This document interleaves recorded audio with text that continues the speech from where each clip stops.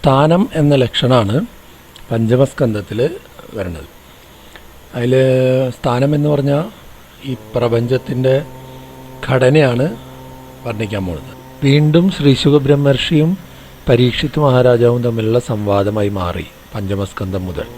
അതിൽ ആദ്യം സ്വയംഭുവ മനുവിൻ്റെ രണ്ടാമത്തെ പുത്രനായ പ്രിയവ്രത ചരിത്രമാണ് പറയുന്നത്.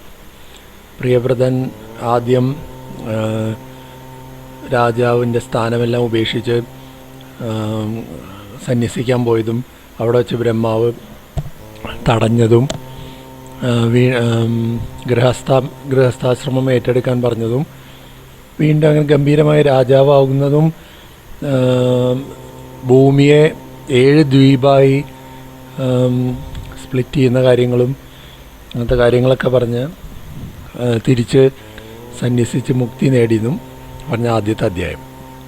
രണ്ടാമത്തെ അധ്യായത്തിൽ പ്രിയവ്രത പുത്രനായിട്ടുള്ള ആഗ്നീന്ദ്രൻ ഭഗവാനെ തപസ് ചെയ്യുന്നതും അങ്ങനെ ഒരു അപ്സരസ് വരുന്നതും അങ്ങനെ ഗൃഹസ്ഥാശ്രമം സ്വീകരിക്കുന്നതും അവർക്കുണ്ടാകുന്ന കുട്ടികളും അങ്ങനെ പറയുന്നത്. ഈ ആഗ്നീന്ദ്രനാണ് ജംബൂ ദ്വീപിൻ്റെ അധിപതിയായിരുന്നത്. അങ്ങനെ രണ്ടാമത്തെ അധ്യായം. മൂന്നാമത്തെ അധ്യായത്തിൽ ജംബൂ ദ്വീപിന് 9 ദ്വീപുകളുണ്ട്, 9 വർഷങ്ങളുണ്ട്. അതിൽ ഭാരതവർഷത്തിൻ്റെ രാജാവായിരുന്ന നാഭി, ആഗ്നീന്ദ്രൻ്റെ മകനായ നാഭിയുടെ ചരിത്രം പറയുന്നത്. നാഭി യജ്ഞങ്ങൾ ചെയ്യുന്നു, അതിൽ പ്രസാദിച്ച് ഭഗവാൻ പ്രത്യക്ഷപ്പെടുന്നു. അങ്ങനെ ഭഗവാൻ മകനായി വരണം എന്ന് പറയുമ്പോൾ സമ്മതിച്ച് ഋഷഭദേവനായി ഭഗവാൻ അവതരിക്കുന്നതാണ് മൂന്നാമത്തെ അധ്യായത്തിൽ. അങ്ങനെ ഭാരതത്തിൻ്റെ രാജാവായിരുന്നു നാഭി. അങ്ങനെ ഋഷഭാവതാരം നാലാമത്തെ അധ്യായത്തിൽ പറയുന്നു. ഭഗവാൻ അങ്ങനെ നാഭിക്ക് സന്തോഷമായി. ഭഗവാൻ അവസാനം നാഭി സന്യസിച്ച് മുക്തി നേടുന്നു. ഋഷഭദേവൻ രാജാവാവുന്നതും ഭരിക്കുന്നതാണ് നാലാമത്തെ അധ്യായത്തിൽ. അഞ്ചാമത്തെ അധ്യായത്തിൽ ഭഗവാൻ ഗംഭീരമായ ഒരു ഉപദേശമാണ്, ജ്ഞാനോപദേശമാണ് അഞ്ചാമത്തെ അധ്യായത്തിലും. അത് കഴിഞ്ഞ് ഋഷഭദേവൻ്റെ മൂത്ത പുത്രനാണ് ഭരതൻ. ആ ഭരതനെ രാജാവാക്കി ഭഗവാൻ യോഗഗതിയെ പ്രാപിക്കുന്നതും യോഗീശ്വരന്മാർക്ക് പോലും ഗുരുവായിരിക്കുന്ന ഭഗവാൻ എങ്ങനെ ഒരു സർവസംഘ പരിത്യാഗിയായി എങ്ങനെയാണ് യോഗികളുടെ ആചാരങ്ങളിൽ നിന്ന് കാണിച്ചു കൊടുക്കാൻ വേണ്ടി അങ്ങനെ കാട്ടിലേക്ക് പോകുന്നതാണ് അഞ്ചാമത്തെ അധ്യായത്തിൽ.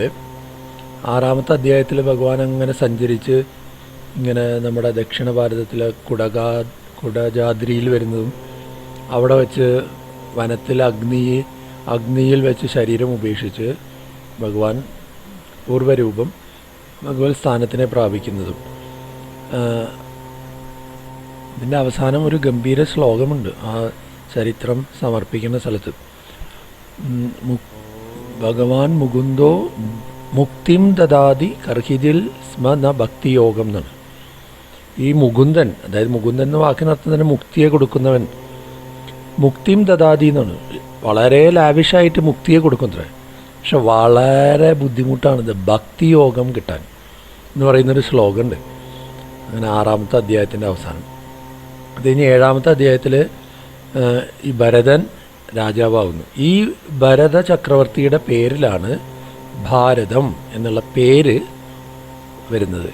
ഈ ഖണ്ഡത്തിന് അങ്ങനെ ഭാരതഖണ്ഡം എന്നുള്ള പേര് വരുന്നത് അങ്ങനെയാണ്.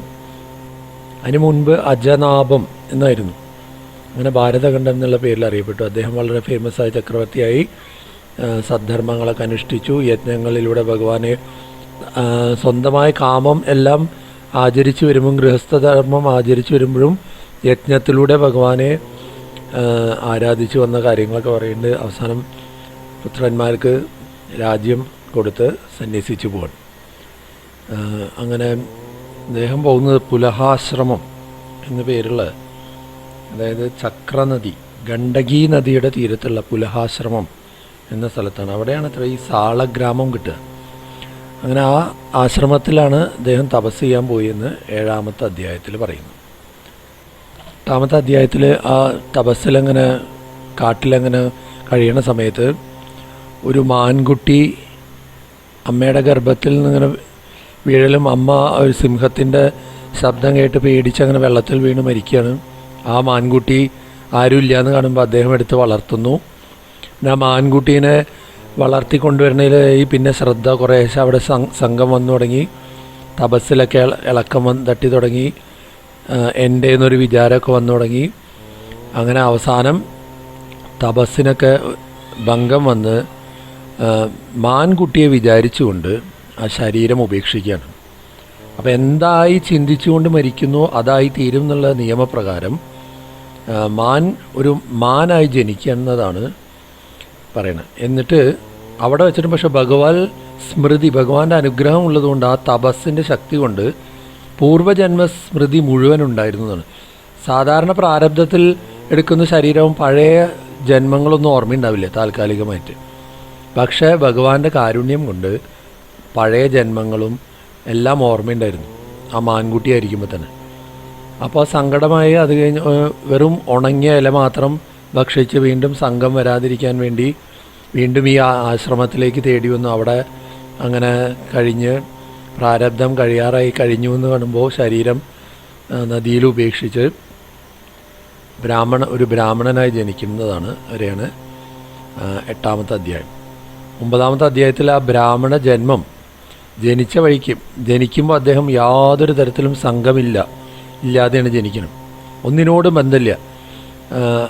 അച്ഛനും അവരൊക്കെ കുറേ ശ്രമിക്കും, ഗായത്രി മന്ത്രവും ഇതൊന്നും നടക്കില്ല. അദ്ദേഹം അതൊന്നും ഒരു ജഡനായിട്ട് ആൾക്കാർ കരുതി. എന്തോ കുഴപ്പമുള്ള ബുദ്ധിഭ്രംശം പറ്റിയ ആളാന്നുള്ള ജഡഭരതൻ എന്നുള്ള പേരായാണ്. അങ്ങനെ ജഡനായിരുന്നു അങ്ങനെ എന്ന് വിചാരിച്ചു. അങ്ങനെ അച്ഛനും അമ്മയുടെയൊക്കെ കാലം കഴിഞ്ഞു. പിന്നെ സഹോദരങ്ങളായി. അപ്പോൾ ഇങ്ങനെ കൃഷി നോക്കാനൊക്കെ ഏൽപ്പിക്കും. എന്താ കിട്ടണമെന്ന് വെച്ചാൽ കഴിക്കും, ചിലപ്പോൾ കഴിക്കില്ല. അവിടെ ഇരുത്തിയാൽ അവിടെ ഇരിക്കും. ചിലപ്പോൾ എവിടേക്കെങ്കിലും പോകാൻ പറഞ്ഞാൽ ചിലപ്പോൾ പോവും, ചിലപ്പോൾ നടക്കുകയാണെങ്കിൽ നടക്കും, ഇരിക്കുകയാണെങ്കിൽ ഇരിക്കും. ഒന്നിനും പോയിട്ട് യാതൊരു സംഘമില്ലാതെ അങ്ങനെ കൃഷി നോക്കാൻ ഏൽപ്പിക്കുമായിരുന്നു. അപ്പോൾ അവിടെ ഇങ്ങനെ ഇരിക്കും രാത്രി. അങ്ങനെ ഇരിക്കുന്ന സമയത്ത്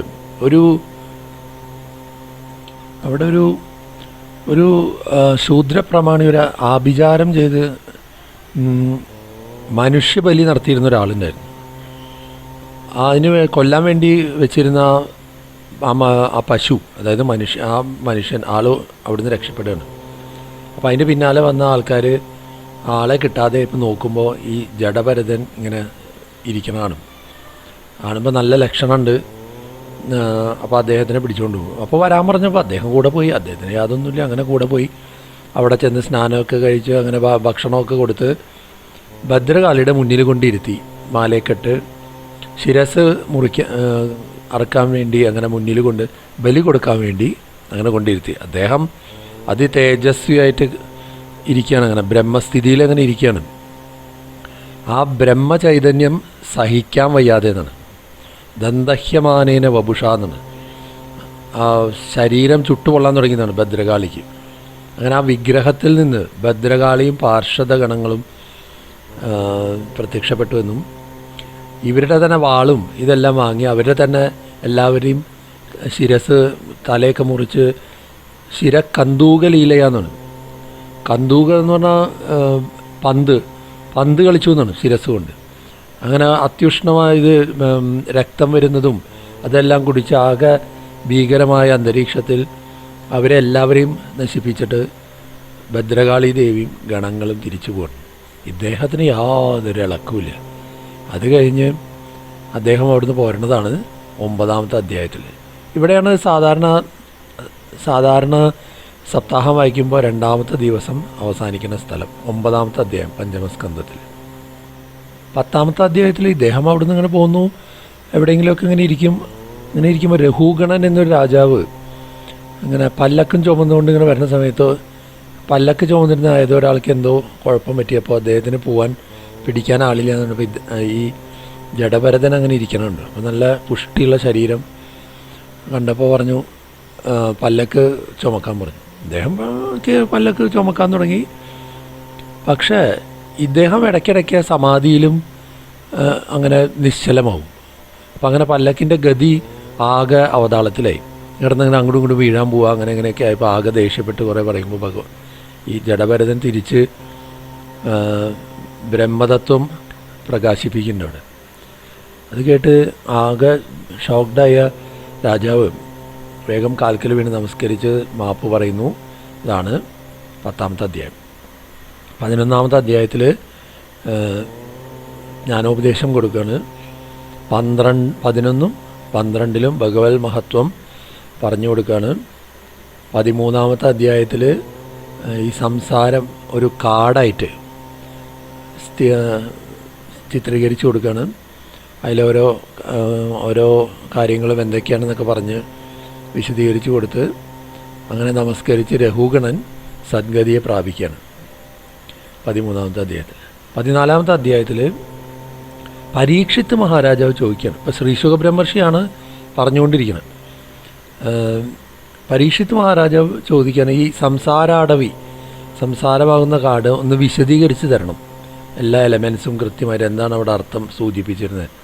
അങ്ങനെ 14ാമത്തെ അധ്യായത്തിൽ ഓരോ നമ്മുടെയൊക്കെ ദിനചര്യകളും നമ്മുടെയൊക്കെ അവസ്ഥകളും ഗംഭീരമായിട്ട് അതിൻ്റെ തത്വങ്ങൾ എന്താണ് ഉദ്ദേശിച്ചതെന്നുള്ളത് വിശദീകരിച്ചു കൊടുക്കുകയാണ്.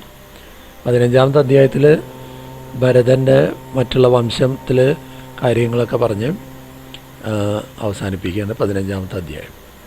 16 മുതൽ നമ്മൾ മുമ്പ് പറഞ്ഞ സ്ഥാനം വിശദീകരിച്ചു കൊടുക്കുകയാണ്.